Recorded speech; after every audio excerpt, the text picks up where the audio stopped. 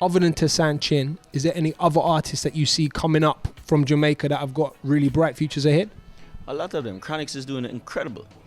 Chronix is doing incredible, man. You have Conscience who are doing thing too, you know. One I tell you should look out for is Agent Sasko. Assassin is coming hard. Assassin is... I would consider those three guys all have made it already, though, in my opinion, because but over here in the UK, we're well aware of them. You're well aware of them, but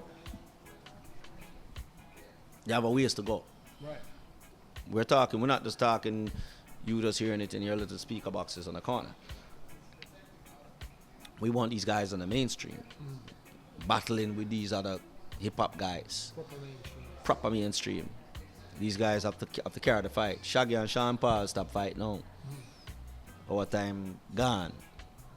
See, we're just a maintain at this point. Shaggy and Sean Paul just a maintain right now. See, them right now take the thing to the next level.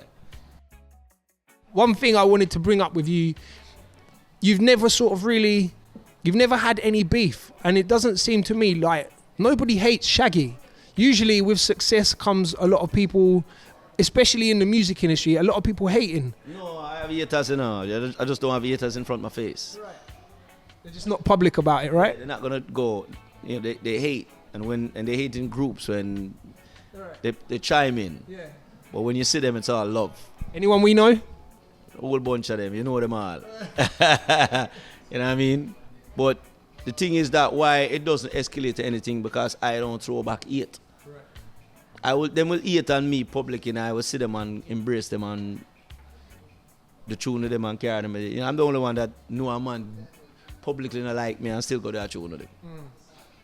I say, yeah man, come and roll a thing. Because you're not that significant in my life. In the pantheon of things, you don't exist. Yeah. So, you know what I mean? If I'm going to take you on, that's giving you way more credit than you deserve. You understand? So, there'll never be beef with me, because you're not that important. Kill him with the kindness, right? Yeah, so it go. So what's the wildest rumour that you ever heard about yourself? Wildest rumour?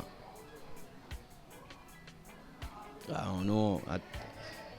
I'm not really that rumour guy. I mean, I think they put in the tabloid one time, say I did bang a girl on the bathroom floor and on the dresser and on some white girl coming out the sun, and said that I did some things to her. You know, when after the embarrassment, I kind of wish I did. Right. All I had to say was that it wasn't me, you know. Yeah. It is. I was waiting for it. I heard one. I actually read that you died in January. Oh, yeah, you got stabbed in a fight. Yeah. But that was my third death. I'm sorry to hear that, man. Yeah, I was dead like 3 times already. But that was a big one. Everybody was thinking that it's a wrap. So you didn't die then? No, I didn't die at all, and I didn't get stabbed. Yeah, I'm glad to hear that, most definitely. I was in a bar fight. I'm not getting stabbed. I'm stabbing. Right.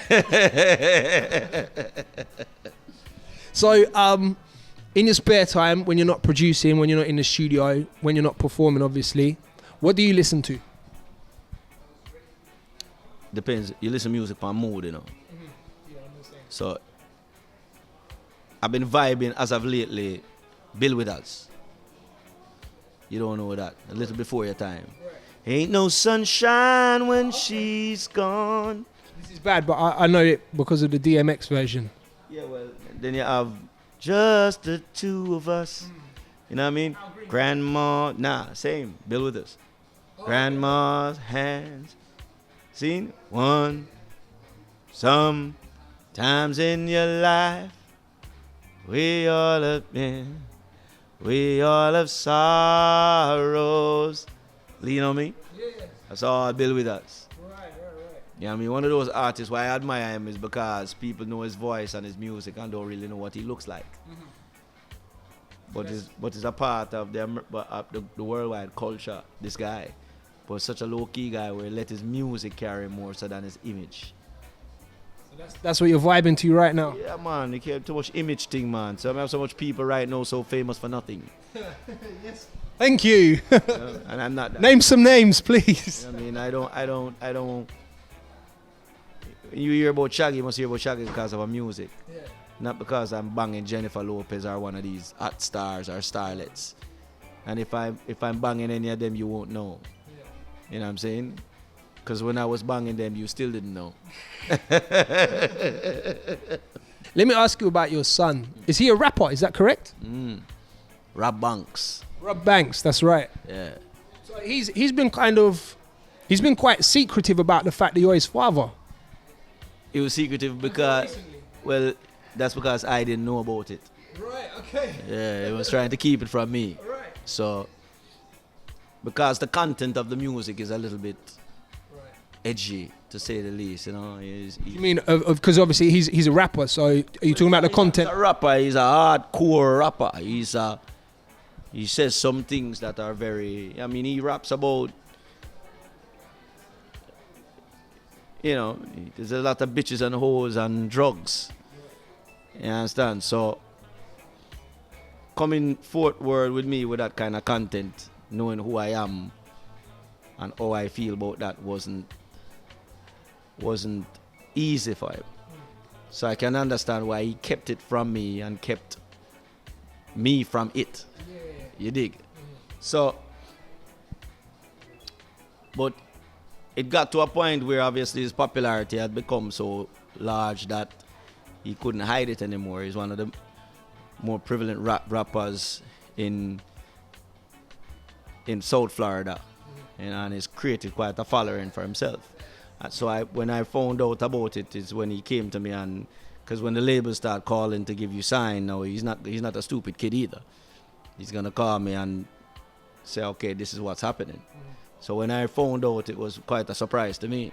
You know, I knew he always liked music, and I knew that he studied the history of music, because the first thing I knew, because he went back to all of the older rappers. When he started, he was big on, like I put up an Instagram of Kool Herc and he commented big time. Most kids wouldn't know who Kool Herc is, you know what I mean? But he studies that, all of the older rappers. So I knew that he was into rap and all of that. I just didn't know that he was in it to that magnitude. So he was trying to hide all of that from me. You understand? So when it's all said and done, I couldn't fight the content because it is his creativity. You know, because when I started, there was a couple of lyrics that I was a little raw myself. When I just started, I was probably even rawer than him. You know, the only difference is that I didn't have the internet. So the people who were hearing my rawness was in probably about 500 or 600 people inside of a venue, while his is the World Wide Web. You know what I mean? So it's a different situation. But it's his creativity, and I know him as a person.